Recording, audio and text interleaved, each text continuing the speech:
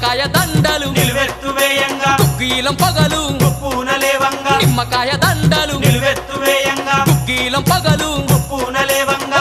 గులాలు వేసి సక్కాని పూజలు చూడు చూడు చూడు చూడు చూడు చూడు దుర్గమ్మ చూడు భక్తుల నడుమ భావాని చూడు చూడు చూడు దుర్గమ్మ చూడు భక్తుల నడుమ భావాని చూడు